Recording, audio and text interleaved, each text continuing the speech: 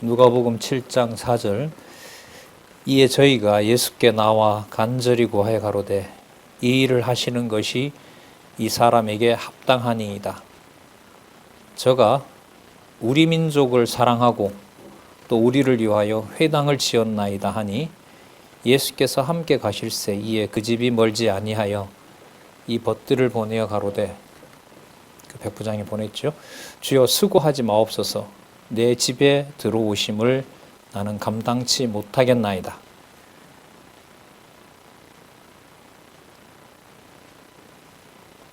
왜 이런 말을 할까요? 부탁을 해서 본인에게 오는 게 이제 명령을 해서 자기 명령을 따르는 것처럼 보이는 거잖아요. 그 자체를 예수 그리스도에 대해서 그 사실이 아니다는 걸 얘기를 하는 거죠. 민감한 부분이죠. 이런 부분들을 만약에 이제 이게 언약한 말씀이기 때문에 이런 말씀들이 교회 생활을 통해서 이루어진다고 하면 진짜 고차원적인 게 되죠. 그러니까 남에게 어떤 작은 부탁하는 것 하나가 뭐로 비춰진다는 거죠? 명령으로 비춰지거든요. 지금 그것까지 지금 짚고 넘어가잖아요. 여기 보면. 그러므로 내가 주께 나아가기도 감당치 못할 줄을 알았나이다. 더 갑니다. 제가 하나님의 아들인 당신에게 어떻게 제가 감히 가서 제 필요한 것을 요구합니까? 좀 더 첨가하면 정해진 대로 가는 것을 따라가지 못할 망정, 어떻게 내야 아쉽다고 제 부탁을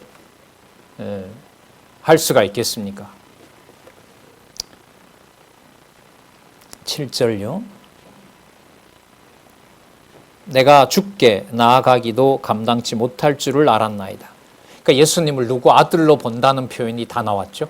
하나님의 아들로. 절대자, 절대신. 바로 그 하나님의 아들이라는 사실을 이 백부장의 믿음을 허락해 주신 거죠. 제가 그렇게 말씀드렸습니다. 허락해 주신 거라고. 나중에 예수님의 칭찬이 백부장이 믿음이 좋습니다라는 걸로 잡으면 이후로 연결이 안 됩니다. 이게 뒤로 가면서 다 이게 연결이 돼요. 백부장의 믿음을 얘기한 이유가 무엇인지를 우리가 지금 보고 있는 대로요.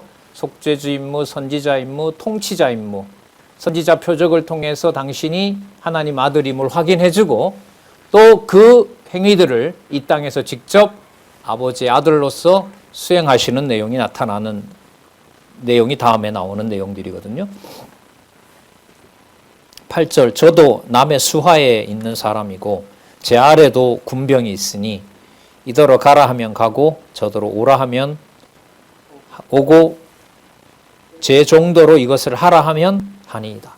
세상 구조 속에서도 제가 제 위치가 있어서 시키는 대로 하고 말고 하는데 저도 시키고 저도 남이 시키면 하게 하는데 하나님의 아들로 오신 당신에게 제 부탁을 얘기를 하고 제가 아는 자들이 청을 했기 때문에 당신이 나에게 오고 하는 거, 이거는 도저히 감당할 수가 없는 일입니다. 놀라운 상황이죠. 우리가 세상에서는 볼 수 없는 장면입니다. 이런 장면들은요. 예수께서 들으시고 저를 기히 여겨 돌이키사 쫓는 무리에게 이르시되 내가 너희에게 이르노니 이스라엘 중에서도 이만한 믿음은 만나지 못하였느니라. 따라서 백부장의 믿음은 위대하다. 이렇게 결론 내면 될까요? 아닙니다. 예수 그리스도의 사역에 초점을 맞추셔야 되고 이 백부장의 이 마음의 모든 상태를 완전히 파악하고 있는 분이므로 이분이 누구의 아들이에요? 하나님의 아들이다. 이렇게 결론이 나야 되는 거예요. 그러므로 유대인뿐만 아니라 교회의 모든 하나님의 백성에 대해서 하나님의 아들이 정해주고 하나님 아들이 확정해주는, 또 그가 보내신 성령께서 넘어지게도 하고 세워지기도 하는데 어떤 인물이 어떻게 준비되어서 하나님의 일을 하게 할지 우리가 알 수가 없어요. 하지만 분명히 일어나는 일입니다. 말씀의 지혜가 없으면 그 보는 것과 듣는 것이 흐려지게 되겠죠. 이걸 이제 그리스도는 빨리 가시기를 원하고 요한복음에 보면 빨리 가서 성령이 빨리 오셔야 그 모든 것을 각자 마음에 생각나게 하는 전우주적인 역사가 일어나거든요. 자, 그래서 이후에요, 그 믿음이 나오는 그 사건을 보면 믿음은 전적으로 선지자로 오신 바로 하나님 아들 그리스도에게 있다는 사실이 7장에도 나오고 8장에도 나오고 9장 17절까지 계속 이어집니다. 그 사건의 출발이 제가 봤을 땐 이 사건이 바로 백부장의 종을 고쳐주는 이 사건에 나타난 바로 그리스도의 사역인 거예요. 하나님의 아들로서 당신의 임무를 수행하신 바로 이 장면입니다. 10절 보내었던 사람들이 집으로 돌아가매 종이 이미 강건하여 졌더라. 말씀과 능력을 모두 다 이루신 부분입니다. 그리고 이러한 믿음을 주관해 가시는 바로 이분이 얼마나 큰 선지자이고 하나님의 아들인지를 다음 사건에서 또 보여줍니다. 자, 이미 그 언약 자손의 범위는 이미 유대인을 어떻게 했다? 통상 유대인들을 벗어났다. 12명 세운 것도 종교 지도자들 중에 선발해서 명망 있는 사람을 뽑은 게 아니고요. 지금 같은 경우에 이스라엘에게도 없는 믿음을 주관하시는 분임을 백부장을 통해서 보여줬고요. 자, 그 다음 또 볼까요? 나인성 과부 사건을 잘 아실 겁니다. 여러분, 나인성은 유대인이 아닙니다. 유대에 있는 곳이 아닙니다. 이방성입니다. 11절에 연결어가 또 나오죠. 그 후에. 자, 아까 7장 1절에도 연결어가 나왔어요. 그죠? 예수께서 모든 말씀을 백성에게 들려주시기를 마친 후에. 이거 다 연결돼야 된다는 거죠. 7장 11절에 그 후에 예수께서 나인이란 성에 들어가셨습니다. 자, 죽은 자를 메고 나오는 거죠. 장례를 치르고 있습니다. 과부인 어떤 어미의 독자입니다. 13절. 여기서는 여러분 사람들이 죽어버려서 그런지 몰라도 고쳐주세요, 살려주세요 이런 말을 해요, 안 해요? 아니, 다 끝난 걸로 아는 거죠. 죽었는데요, 뭐. 자, 그러니까 주께서 13절에 과부를 보시고 불쌍히 여기사 울지 말라 하시고 가까이 오사 그 관에 손을 대시니 맨 자들이 서는지라. 예수께서 가라사대 청년아 내가 내게 말하노니 일어나라. 죽은 자에 대해서요. 그런데 간단합니다. 죽은 자가 일어나 앉고 말도 하거늘 예수께서 그를 어미에게 주십니다. 자, 목적은 16절부터입니다. 모든 사람이 두려워하며, 자, 이게 답이 나옵니다. 누구에게 영광 돌려요? 여러분, 아까 7장 10절도 그렇고 그 앞부분에서 예수님께서 얘기하실 때 지극히 높으신 하나님의 아들이라고도 얘기하고 또 자신이 누구의 아들이라고도 얘기하시죠? 아버지의 아들이다. 아까 6장 36절에 너희 아버지의 자비하신 같이라고 말씀하셔서 이 모든 것들이 누가 하는 일이고 그걸 누가 성취하는 일이다? 아버지 하나님, 지극히 높으신 아버지가 하시는 일이고 그 일을 지금 내가 하고 있고 그래서 내가 하나님의 아들이다. 이렇게 연결이 되죠. 하나님께 영광을 돌려 가로되, 자, 호칭이 하나 또 나옵니다. 자, 큰 선지자. 여러분 여기 유의하시기 바랍니다. 앞부분에 나타났던 이제 개념을 여기서 큰 선지자로 받아서요. 이 큰 선지자라는 개념이 뒤로 가면서 어떻게 또 연결되는지를 살펴봐야 되기 때문에 그래요. 자, 이때 큰 선지자는 답이 나왔어요. 여기에 누구에게 영광을 돌리는 자여야만 큰 선지자예요. 그렇죠. 그럼 요한은 그림자이기 때문에 하나님이 만족할 만한 영광을 못 드리는 자였어요. 그러니까 그도 어디까지나 뭐예요? 하나님 뜻대로 한 거지만 그림자였던 거죠. 그러니까 언약의 사자를 보내기 전에, 메시아를 보내기 전에 그 길을 닦아 놓을 자로 보냈던 거죠. 그 설명이 또 뒤에 나옵니다. 자, 그러니까 실체로 오신 그리스도의 그 모습과 하시는 일이 또 그 어떤 능력의 영광이 아버지께 전적으로 돌아가는 영광이라는 사실을 지금 사역을 통해서 확증해주고 있는 부분입니다. 큰 선지자가 우리 가운데 일어나셨다 하고 또 하나님께서 여기 나와요. 누구를 돌아보셨다고요? 누구를요? 자기 백성. 여러분, 그럼 자기 백성을 우리는 이미 앞에서 확인했죠. 유대인들 중심이 아니다. 그리고 그 아닌 증거를 뿌리에서부터 이미 다 확정해 놓았다. 그러니까 아버지께 하나님께 뭐가 돼요? 영광이 되는 거죠. 그러니까 유대인을 버리고 대제사장들 종교적 권세를 버리고 이방인들을 선택하고 뭐 열심당원들이나 버릴 자를 선택하는 그 모든 것이 아버지가 정하신 대로 그 뿌리를 놓고 왔다는 것을 확인해 줄 수 있는 분이므로 이분이 바로 누구의 아들이다? 하나님의 아들이다. 하나님 아들의 사역을 하고 계신다. 이렇게 위로 탁탁 갔다가 이 본문 연결을 하면서 핵심 어구를 가지고 붙이시면 돼요. 본문 내용을 일단 숙지하면 거기에 핵심 구절이 보이고요. 그 핵심 구절을 중심으로 요약으로 가게 되면 성경이 하나님 말씀의 권위가 확증되는 것을 우리가 경험할 수가 있는 겁니다. 하나님께서 자기 백성을 돌아보셨다 하더라. 자, 그러면 17절에 예수께 대한 이 소문이라고 읽을 때 예수 앞에다, 예수라는 이 낱말 앞에다가 우리는 이제 붙일 수가 있겠죠. 하나님의 아들인 예수께서. 이렇게. 맞죠? 네, 그게 이제 이렇게 성경을 이어가면서 읽어가는 겁니다. 자, 백성의 실체가 달라졌다는 것을 확인해 주신 하나님의 아들 예수께서 이렇게 보면 되겠죠. 예수께 대한 소문이 온 유대와 사방이 당연하죠. 왜 아까 로마의 그 백부장에게도 알려졌고 여기 유대가 아닌 나인성에도 알려졌으니까.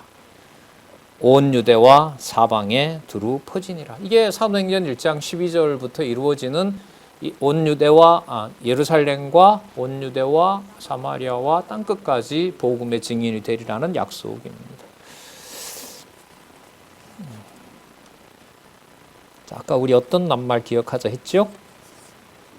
16절에 하나님께 영광을 돌리는 큰 선지자, 그리고 그 하나님께서 자기 백성을 돌아보신 사건. 그럼 아까 죄인인 자들, 이방인인 자를, 유대인이 아닌 자들을 여러분 하나님이 돌아보셨잖아요. 아까 예수님이 어떤 말씀했어요? 악인도 원수였던 자도 하나님이 뭘 베푼다고요? 자비를 베푼다. 여기 나오잖아요. 성령께서 기록해 놓으셨는데 필요 없는 부분이 어디 있겠어요? 그러면 이제 탐구해야 될 게 이 의미 분석 성경 개론을 통해서 하나도 그 내용들이 떨어지지 않고 그 순서대로 그렇게 기록되어 있다는 것을 확인하는 일이 이제 우리들에게 남아있는 복이죠. 그 시간에도 이제 몰두하실 수 있기를 저도 바라고요. 이게 끊어지지 않기를 애원하고 있습니다. 큰 선지자로서 이제 그러면 그 다음에 하나님께서 아까 자기 백성을 돌아보셨다 했잖아요. 이게 이제 그 다음 사건의 이게 배경이 되거든요. 자, 보겠습니다. 각종 많은 병자를 고치는 선지자 직분의 표적을 보여주는 게 맞네요. 그렇죠? 아까 무슨 낱말 기억하자 했죠? 하나님께 영광을 돌리는 어떤 선지자? 큰 선지자.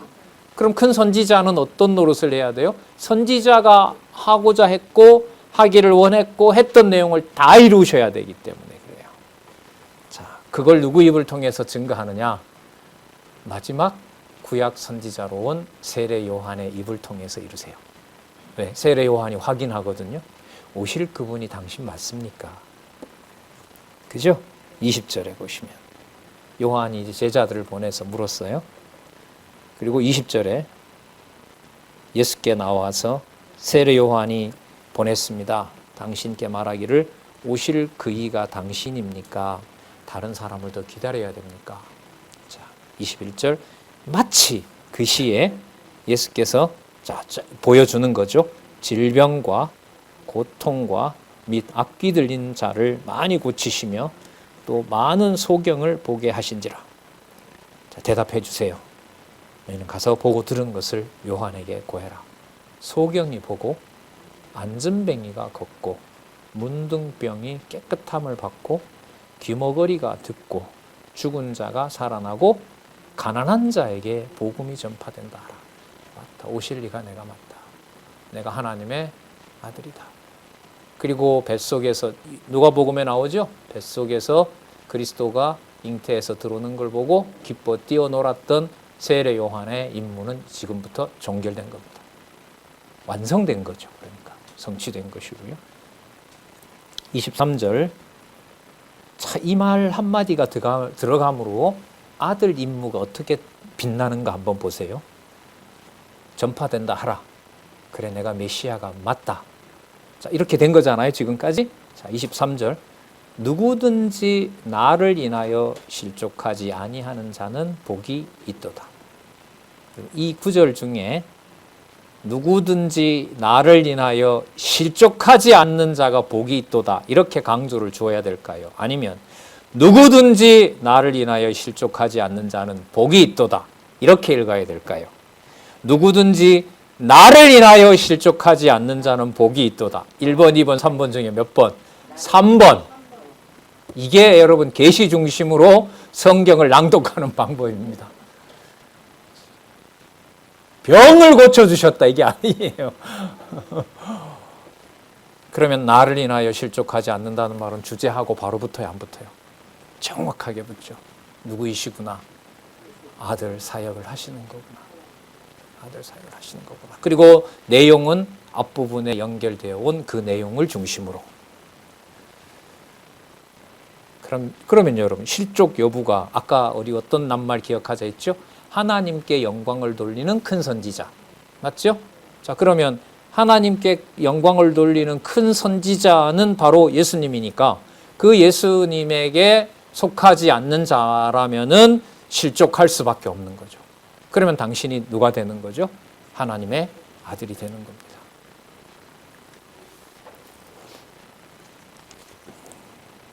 자, 그러면 나를 인하여 실족하지 않는 자만 이렇게 한정을 지어도 되겠죠. 실족하게 하고 실족하지 못하게 하고 그건 아까 어디에서부터 이미 정해놨다고요? 뿌리에서부터. 맞죠? 악한 뿌리, 선한 뿌리. 좋은 열매 맺을 뿌리, 그렇지 않을 뿌리. 그걸 우리가 구분하면 안 돼요. 예수님께서 이렇게 자신이 한다고 이렇게 얘기를 하셨는데 저 사람이 진짜 성도일까 아닐까? 진짜 전화기 끄고 한 3일 또 금식해야죠.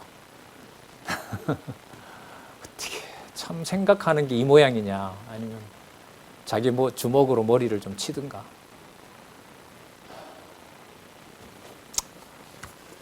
진짜 이 말씀이 보이고 또 이렇게 말씀을 계속 읽어갈 수 있다는 것은 참 큰 사건입니다. 진짜. 예, 감사한 거죠. 늘 말씀드리지만은.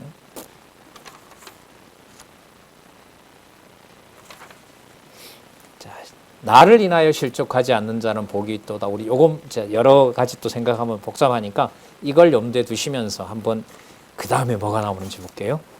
요한 출현을 얘기하시네요. 요한이 출현한 표적을 통해 행위가 옳다는 것을 가르칩니다. 그럼 이제 본문에서 뭘 확인해야 될까요? 어떤 행위가 옳은 것인가 이렇게 확인해야죠. 제목을 이렇게 달아 놓았으니까. 그리고 이제까지 공부했던 것도 염두에 두고. 자, 세례 요한이 보낸 자들이 갔습니다. 있을 때 얘기해 주셔도 되는데 굳이 가고 난 다음에 예수님께서 무리들에게 물어요. 광야에 왜 가느냐? 갈대 보러 갔냐? 지금 왜 갔냐? 부드러운 데 입은 사람 보러 갔냐? 그럼 궁전으로 가야지. 그럼 뭘 보러 나갔냐? 예수님이 묻고 다 대답하세요, 본인이. 예, 묻고 대답하고 이렇게. 질문거리를 주시죠, 하나님께서. 자, 그러면 뭘 보려고 갔느냐? 26절 중간에 선지자냐? 옳다, 맞다. 그런데 더 정확하게 말하면 내가 너희에게 이르노니 선지자보다 나은 자니라. 아까 우리 7장 16절에 무슨 하나님께 영광을 돌리는 어떤 말이 나왔죠? 하나님께 영광을 돌리는 어떤 선지자? 큰 선지자라고 나왔죠. 자, 지금 아까 그런 개념이 나왔기 때문에 여기 보면 세례 요한을 선지자보다가는 크다 해요. 낫다라고 해요. 하지만 그 다음에 보면 큰 선지자의 기준은 세례 요한이 아니에요. 아까 보여주신 대로 큰 선지자, 하나님께 영광이 되는 그 일을 성취하는 큰 선지자는 누구예요? 아들인 거예요. 하나님 아들이어야 돼요. 그럼 이 설명을 뭔가를 해주셔야 되거든요. 선지자보다 나은 자니라. 자, 그래서 기록된 바 보라 내가 내 사자를 내 앞에 보내노니 그가 내 앞에서 내 길을 예비하리라 한 것이 이 사람에 대한 말이니라. 그러니까 내가 오기 직전에 본 자이기 때문에 다른 선지자들보다는 확증을 했기 때문에 낫다. 28절 내가 너희에게 말하노니 여자가 낳은 자 중에 요한보다 큰 이가 없도다. 여자가 낳는다는 말은 여러분 유대인들의 혈통을 통해서 메시아를 끝없이 예언하게 했던 그 혈통과 족보가 있잖아요. 그러니까 누가복음 3장 24절부터인가요? 거기에서 나오는 족보가 지금 이 맥락에서 말씀을 드리면 무슨 족보예요? 육적인 인물들의 족보거든요. 그런데 그 육적인 인물들의 족보가 마태복음하고 다르다 그랬죠. 왜? 거기에는 누가복음에 나타난 족보는 목적이 있어요. 이미 마태 마가복음에서 확인한 예수님이 누구의 아들임을 확증하는 족보였죠. 하나님의 아들임을 확증하는 족보였단 말이죠.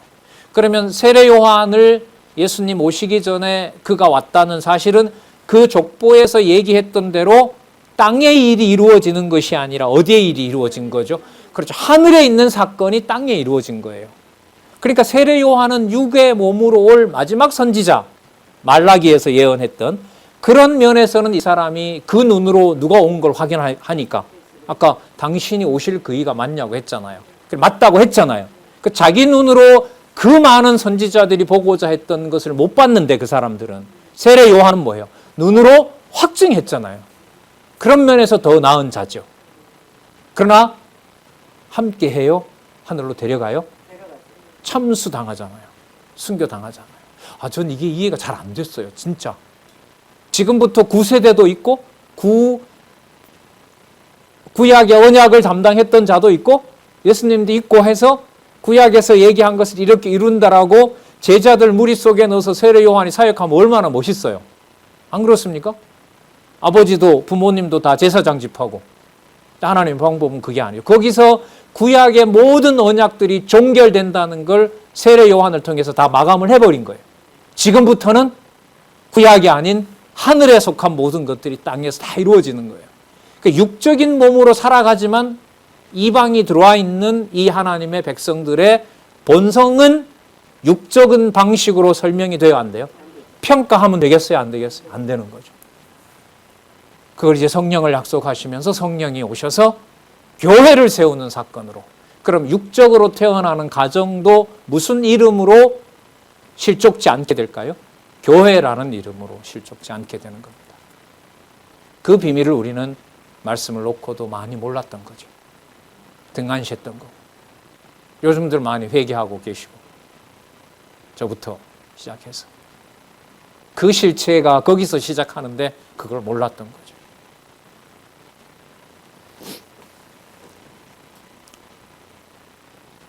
28절이죠. 내가 너희에게 말하노니 여자가 낳은 자 중에 요한보다 큰 이가 없도다. 그러나 이게 중요하죠. 그러나 어디에서는 하나님 나라에서는 극히 작은 자라도 저보다 크다. 여러분 이게 어떤 업적을 말하는 걸까요? 근본 성질을 말하는 걸까요? 근본을 말하는 거예요. 근본을 말하는 거예요. 이 땅에 육의 몸을 입고 왔지만 그리스도가 하시는 일의 근본은 누구 아들로서 하시는 거죠? 그렇죠. 그게 하늘의 일이 이루어지는 거죠. 육의 몸으로 우리가 이 땅에 왔지만 내 자녀로 육적으로 줬지만 그가 믿을지 안 믿을지는 내 소관은 아니에요. 하지만 날 통해서 진짜 아버지 하나님께 영광스러운 자녀라는 사실은 나를 통해서 전해지는 거죠.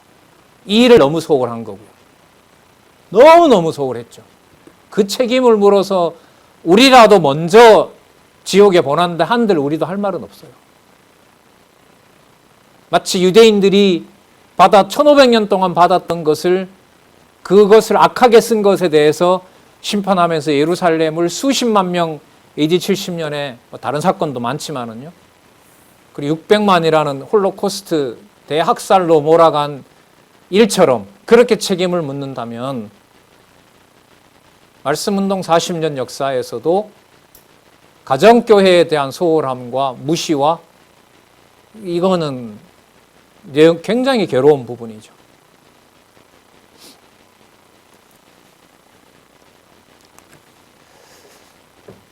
자, 30절이죠. 29절. 모든 백성과 세리들은 이미 요한의 세례를 받은지라. 그리고 세례 요한은 이 세례를 베풀면서 나는 메시아가 아니다.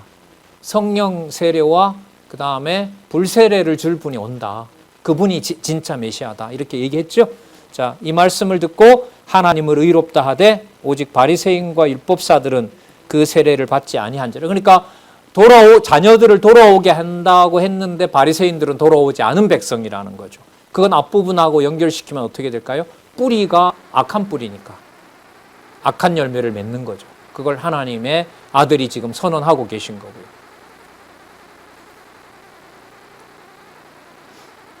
30절. 오직 바리새인과 율법사들은 그 세례를 받지 아니한지라 스스로 하나님의 뜻을 저버리니라. 스스로라는 말은 분명히 이런 말이죠. 선명하게 자기 입으로 세례 요한을 비난한 거죠. 또 그 말을 무시하고. 그 상황을 지금 비유로 또 얘기하세요. 지금 이 상황이 뭐하고 같냐 하면 아이들이 장터에서 사람들이 모인 자리에서 피리를 불어도 어깨 흥이 나질 않아요. 그렇게 흥겨운 자리인데도 그런 사람이 있죠. 꼭 즐거운 자리에 가면 혼자 마치 심각한 것처럼 막 인상 쓰는 사람도 있잖아요. 함께 못 어울리는 거죠. 그 분위기에 대해서. 세례 요한이 와서 피리를 불어도 너희가 춤추지 않고 우리가 애곡을 하여도 너희가 울지 아니하였다 함과 같으니라. 그 무서운 일들이 벌어졌는데도 미동이 없어요. 마치 그것처럼 메시아가 눈앞에 왔는데도 어떤 즐거움과 기쁨을 드러낼 수가 없어요. 그걸 앞부분의 말씀을 가져와서 보면 뿌리가 좋은 열매 맺을 수 없기 때문에. 그럼 이 일의 선포를 누가 하시는 거냐면 하나님 아들인 그리스도가 지금 직접 하고 계신 거죠. 많은 표적을 보여줘도 뿌리가 악하게 되면 함께 그 복음의 그 즐거움과 기쁨에 참여할 수 있어요? 없어요? 없어요. 진짜 심판이죠. 하나님의 무서운 심판이에요. 자, 그런데 누구를 오히려 넣어버리느냐? 33절. 세례 요한이 와서 떡도 먹지 아니하며 포도주도 마시지 아니하며 하매 저희 말이 귀신 들렸다 하더니 인자는 와서 먹고 마시매 또 너희들이 뭐라고 했냐면 자, 저 봐라 저거. 먹기를 탐하고 포도주를 즐기는 사람이요. 여기 답이 나옵니다. 세리와 죄인의 친구로다. 여러분 이 말이 비난하는 말이지만 아까 하나님께 영광을 돌리는 큰 선지자가 자기 백성을 돌아보셨다고 했을 때 자기 백성의 범위가 누구도 들어간다? 그렇죠. 종교 지도자들과 절대로 비교할 수 없는 바로 그 자들이 하나님의 자기 백성이라는 사실을 돌아본 증거가 된다는 거죠. 세리와 죄인의 친구로다 하니 자 35절 이 또 한 절이 이걸 기가 막힌 결론을 유도해 줍니다. 그런데 이 모든 일은 사람의 가지고 있는 판단으로 안다 모른다. 모른다. 그럼 어디에 있는 지혜가? 그렇죠. 그럼 그 하늘에 있는 지혜로 온 분이 누구예요? 하나님의 아들이시잖아요. 그러니까 이게 본인 얘기인 거예요. 지혜는 하나님의 뜻을 아는 지혜는 아까 그 30절에 보시면 스스로 하나님의 뜻을 저버리니라는 말씀이 있었잖아요. 거기 하나님 뜻이라는 말이 나오잖아요. 그걸 쓴다면은 자 35절에 이렇게 하나님의 뜻을 알게 하는 지혜는 아들로 오신 그리스도를 통하지 않으면 가능하다? 절대로 불가능하다. 따라서 나는 아들이다. 누구의 아들? 하나님의 아들이고 하나님 아들의 사역을 한다. 자, 지혜는 저기 보세요. 자기의 모든 자녀로 인하여 자기의 모든 자녀 속에 누구도 들어갑니까? 바로 앞에 바로 우리 읽었잖아요. 세리와 죄인도 들어가는 거죠. 그들로 인하여도 뭐함을 받는다? 옳다함을 얻는다. 왜? 그들에게 바로 하나님께서 자비와 긍휼을 베푸시고 그들에게 바깥에서 본 뿌리는 저주받을 자들로 보이지만은 하나님께서는 그들 중에서도 바로 하나님의 말씀을 들을 자로 그 뿌리가 하늘에 뿌리를 두는 자들이 있다, 근본을 두는 자들이 있다는 사실을 35절에 이 말씀을 하심으로 이 사건의 주체가 누구다? 누구의 아들 누구다? 하나님의 아들 그리스도다는 것을 요 말씀으로 확인을 해주세요. 그래서 요 35절 기능하고요, 아까 23절의 기능하고 아주 유사해요. 전체 사건을 쫙 설명을 하고 간단하게 한 말씀으로 당신이 누구 아들임을 확증한다? 하나님의 아들임을 확증한다. 여러분, 우리가 이렇게 따라가면서 확인을 하지만 하나님 중심으로 생각을 해나가는 것을 성경을 통해서 이런 식으로 확인을 하지 않고 필요한 구절만 떼어서 이렇게 본다면은 우리 머릿속에 생각되고 이렇게 이해되는 하나님이 올바로 들어올 수 있을까요?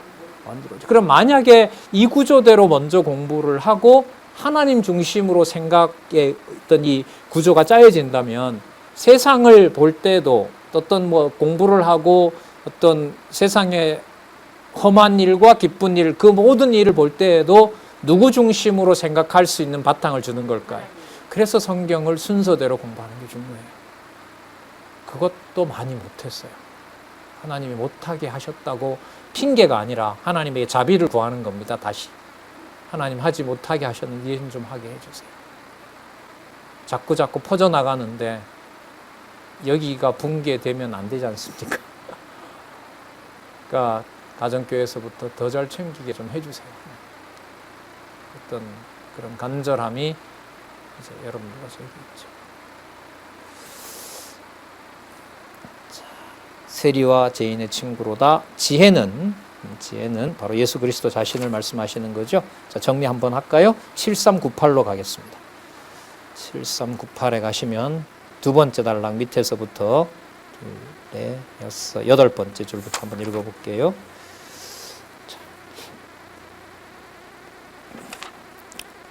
여기 지혜는 하나님의 지혜인 예수 그리스도를 말한다. 고린도전서 1장 24절. 그리고 제가 좋아하는 구절, 잠언 8장 22절에서부터 31절. 맞죠? 네, 창세전 지혜. 그리고 모든 자녀는 하나님의 지혜이신 예수 그리스도를 믿고 영접하여 성령으로 거듭나 약속의 자녀가 된 성도를 말한다. 지금이야 이제 이게 과거지만 예수님 기준으로 보면 이제 그렇게 될 자녀들이기도 하겠죠.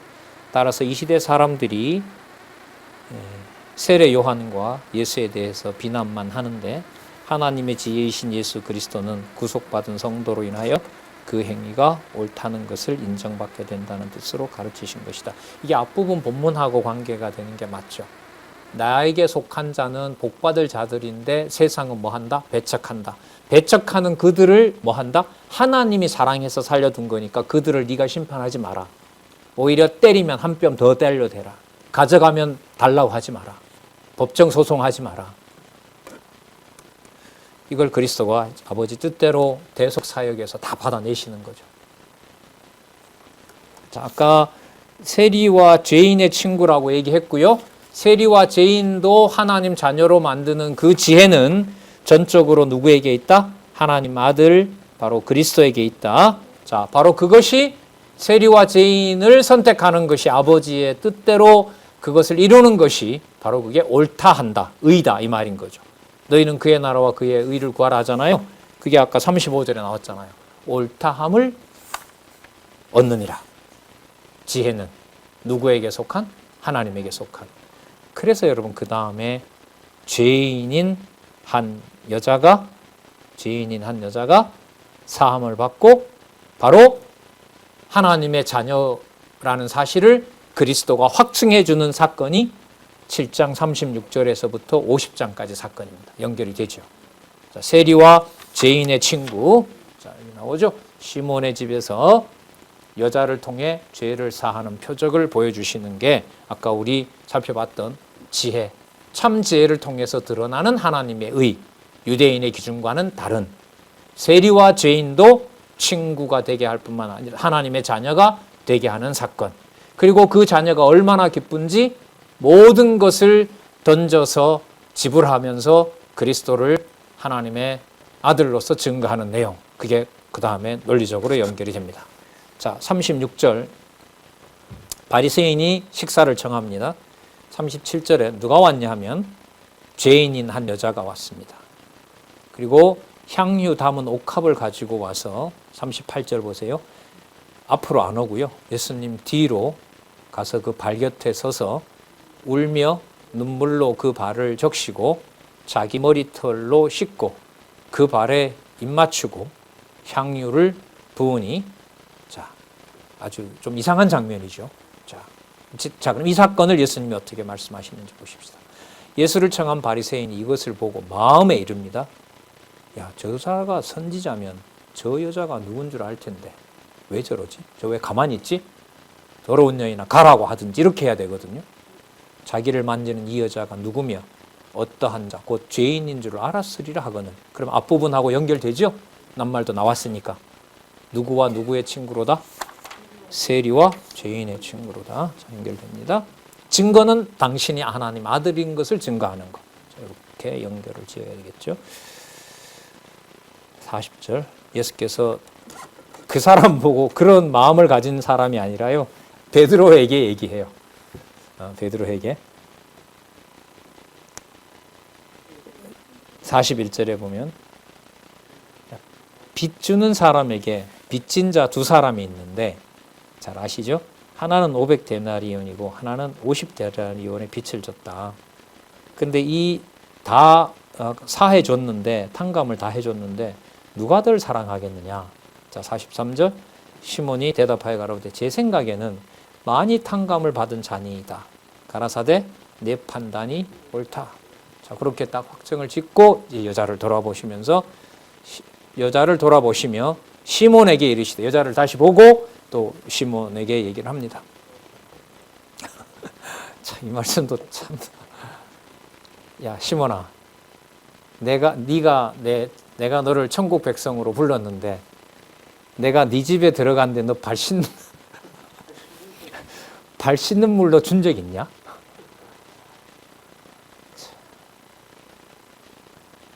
주지 아니하였으되 이 여자는 눈물로 내 발을 적시고 그 머리털로 씻었으며, 45절 너는 내게 문안 인사도 하지 않았다. 입 맞추지도 않았다는 거죠. 근데 저는 내가 들어올 때부터 내 발에 입 맞추기를 그치지 아니하였고. 그러니까 여러분, 누가 봐도 기괴한 행동인데 이걸 그리스도는 무슨 사건으로 해석을 해버려요? 하늘에 속한 하나님 자녀 사건으로 해석을 해버려요. 그러니까 현상 보고 말할 수가 없는 거예요. 교회 일을. 우리의 상식은 여기서 이걸 이상하게 여기는 바리새인이나 베드로 수준이에요. 우리 눈은. 근데 그리스도는 아니라니까요.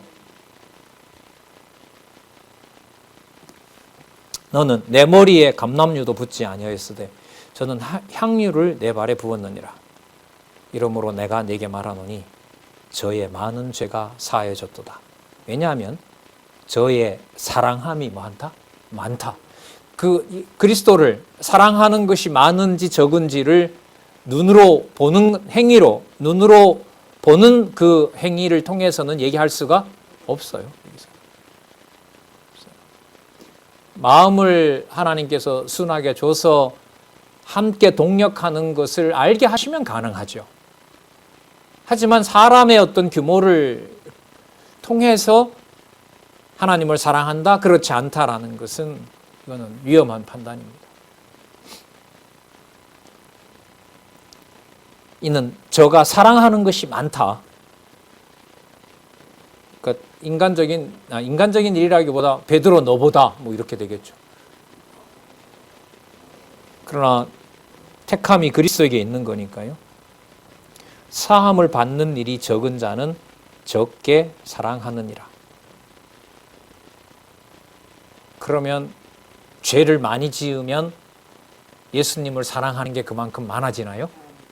그게 여러분 로마서에서 나오잖아요. 그러면 하나님의 의를 더 크게 하기 위해서 죄에 거하리요? 아니라는, 그건 심판받는 거라는 거죠. 심판받는 거, 하나님이 버리는 거라고 얘기를 하시죠. 48절 이에 여자에게 이르시되 내 죄 사함을 얻었느니라 하시니 함께 앉은 자들이 속으로 말하되 이가 누구이기에 죄도 사하는가 하더라. 답 나왔죠? 아까 얘기에 누구와 누구의 친구라? 세리와 죄인의 친구라고 했던 것을 진짜 친구가 맞다. 그가 바로 하나님의 아들, 바로 구속주다. 죄를 사하여 주는 권능을 가지신 분이다. 이걸 지금 살펴볼 수가 있습니다. 50절 예수께서 여자에게 이르시되 내 믿음이 너를 구원하였으니 평안히 가라 하시니라. 자, 여기서 믿음, 여자의 행위 때문에 그랬습니까? 여자의 행위를 세리와 죄인의 친구로 확정하신 그리스도가 확인해 주기 때문에 믿음이 드러난 겁니까? 후자입니다. 후자예요. 어떤 행위 때문에 구원받았다 이러시면 안 돼요. 여기서는 사람의 기준으로 믿음이 작다 혹은 크다, 적다, 많다 이렇게 말할 수가 없습니다.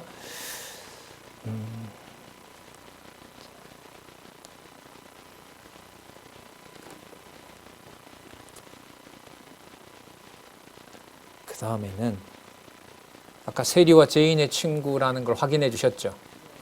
자, 그리고 그 세리와 죄인들이 이스라엘 국가로 본다면은 이스라엘의 그 종교적인 어떤 그 문화로 본다면은 이 사람들은 함께 할 수 있는 자들이에요. 그렇지 않은 자, 그렇게 할 수 없어요. 그렇게 할 수 없죠. 하지만 아까 세례 요한의 경우를 통해서 이미 뭐라고 얘기했냐면 천국에 속한 자라면 그가 세리든 죄인이든 누구보다 크다 그랬죠. 세례 요한보다 크다고 한 거예요. 그건 아까 규모 문제가 아니라 그랬죠. 본질적인 문제라 그랬잖아요. 자, 그 문제를 다음에 가서요. 자, 우리가 8장에서부터 무슨 임무? 자, 통치자 임무를 통해서 살펴볼 수가 있습니다. 한번 먼저 살펴보면은요.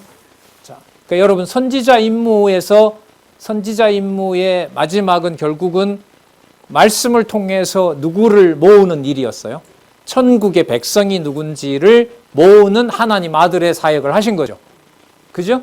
자, 그러면 그냥 두겠어요? 당신이 꼭 관리를 하셔야겠어요. 꼭 관리를 하셔야죠. 그러니까 무슨 권능으로, 무슨 임무로 넘어가요? 통치자 임무로 넘어가는 거죠. 그러니까 하나님 아들로서 자기 백성을 모으시고 그들을 이방인에게도 세리와 죄인들도 내 백성이 된다는 것을 구속주의 능력으로 모으신 다음에 통치도 해주시고, 이게 이렇게 논리적인 겁니다. 그리고 본문은 오늘 우리가 6장 27절에서부터 봤던 대로 모든 핵심 개념들도 전부 어떻게 된다? 연결이 되고 있다. 그리고 주제와 합하고 있다? 그렇다. 이렇게 확인한 겁니다. 시간이 필요하고 이게 성급하게 이렇게 공부할 건 아니죠. 그러니까.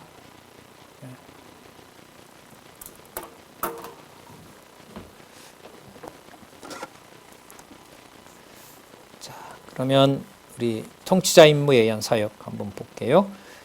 7403에 보시면 창세기 1장 28절 자, 한번 기억하시고요. 그 다음에 그 창세기 17장 아브라함에게 했던 약속에 보면 열국 통치가 나옵니다. 그 다음에 다윗에게 통치를 약속하셨던 내용이 나오고요. 자, 통치자 권능을 행사하는 부분에서 어떻게 이루어지는지 한번 보겠습니다. 그럼 이렇게 연결을 시켜볼까요? 속죄주와 선지자 임무로 모은 하나님의 백성을 뭐 하신다? 통치하신다. 그래서 이분이 누구의 사역을 한다? 하나님 아들의 사역을 하신다. 이렇게. 지금은 눈에 보이지 않기 때문에 안 하시는 건 아니잖아요. 그죠? 보내신 성령과 당신의 마음이 일치하는 겁니다. 그리고 그 성령과 성자의 일치는 누구의 뜻을 이루는 거죠? 아버지 성부의 뜻을 이루는 거예요. 전통적인 개념으로 보면. 그래서 교회는 전통적인 개념으로 말하면 성부, 성자, 삼위 하나님의 계시가 바로 교회가 되는 겁니다. 그걸 우리는 오늘 뭘 확인했냐 하면 눈으로 보이는 형태로 교회의 본질을 알 수가 있다 없다? 없다. 모르게 하셨다. 그거는 말씀을 통해서 그 교회의 본질을 깨닫게 하셔야만 알 수가 있다.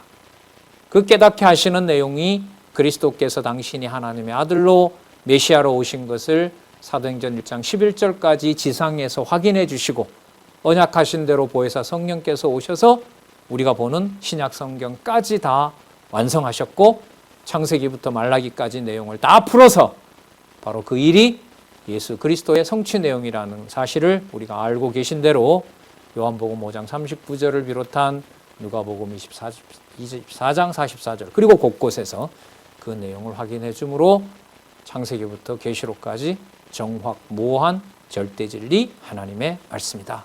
그걸 우리는 꼭 따라가야만 된다. 연결을 시켜야 된다. 그걸 우리는 지금 이제까지 확인했던 거죠. 자, 통치자 권능, 속죄주와 선지자와 연결을 하면서 8장 1절부터 한번 3절 가볼까요? 제자들과 여인들이 함께 섬기는 통치자의 권능을 드러냅니다. 이때 통치는 어느 나라의 통치자일까요? 하나님 나라의 통치자인 거죠. 자, 여러분 연결어가 또 나오죠. 8장 1절에 이후에 어떤 후에 그러면 내용은 몰라도 7장에 있었던 것 이후에 이렇게 되겠죠. 7장에 뭐가 있었어요? 네? 7장 내용에 뭐가 있었어요?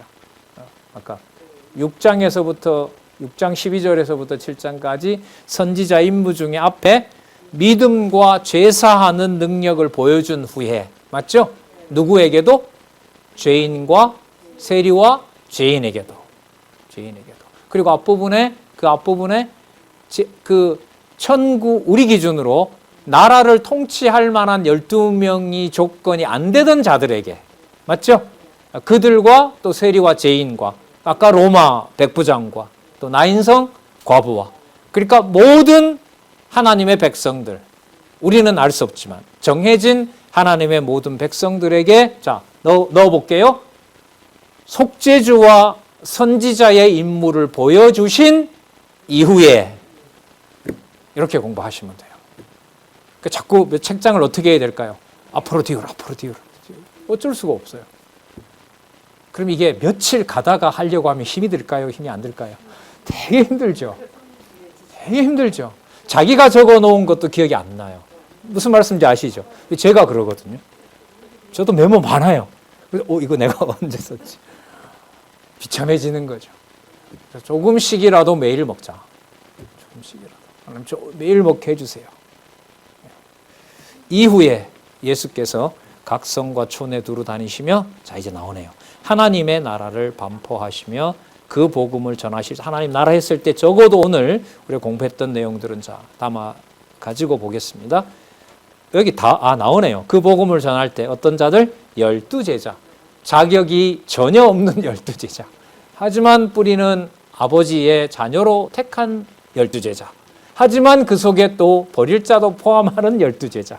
주권적인 방법으로 또한 악귀를 쫓아내심과 병고침을 받은 어떤 여자들 곧 7 귀신이 나간 막달라인이라 하는 마리아.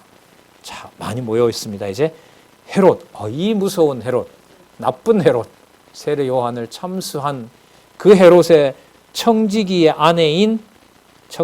구사의 아내인 요한나, 그리고 수산나, 또 다른 여자가 함께하여 자기들의 소유로 저희를 섬기니라. 예수님과 또 제자들을 그야말로 연보 생활로 챙기는 거죠. 이게 유대인들이 서로 형제를 사랑하던 방식을 하나님이 뒤집어 버리고요. 백성에 속하지 않는 자들이 아까 여러분 무엇을 반포한다 했어요? 8장 1절에 예수께서 각 촌에 다니면서 뭘 선포한다 했어요? 이스라엘 나라를 선포한다 했어요? 유대 나라를 선포한다 했어요? 하나님 나라를 했잖아요. 그럼 하나님 나라에는 자손 땅 통치가 있어야 되잖아요. 자, 자손이 누군지를 다 바꿔버렸어요. 맞죠? 자, 유대인이라고 다 버리는 건 아니지만 색한 백성들, 종교적인 어떤 그다음에 정치적인 그런 권력 중심이 아니에요. 그리고 세리와 죄인들을 또한 백성 삼아 주셨어요. 그렇게 구성을 하고요. 자, 자기들의 소유로 저희를 섬기도록 한다는 말씀은 무슨 뜻이냐면 바로 그리스도가 누구라는 거죠? 하나님의 아들의 통치자라는 사실을 확인해 주는 구절이 선명합니다. 그러면 여러분 그 다음에는 무슨 내용이 나올까요? 통치자와 관련된 얘기가 나오고요. 자, 그리고 그 연보 행위를 이제 그 아까 나온 말씀을 가지고 이제 계속 사용을 하는 게 좋겠죠. 뿌리가 좋은 열매를 맺는다면 그 뿌리가 어떤 뿌리일까요? 좋은 뿌리겠죠. 그렇죠? 선한 뿌리일 거 아니에요? 그럼 그 선한 뿌리인지 악한 뿌리인지를 알게 하고 그걸 판단하는 분은 또한 누굴까요? 통치자여야죠. 맞죠? 너가 알아서 하라가 아니잖아요. 그 통치자가 당신이 바로 그 맺을 결실에 대해서 당신이 주관하셔야죠. 그 내용이 그 유명한 8장 14절에서부터 15절 씨 뿌리는 비유인 거죠. 그럼 이거는 씨 뿌리는 비유가 마태나 마가하고 달라요. 찾아보시면 돼요. 그 맥락을 놓고 앞뒤에만 보시면 기록 목적이 다르구나라는 걸 알 수가 있어요.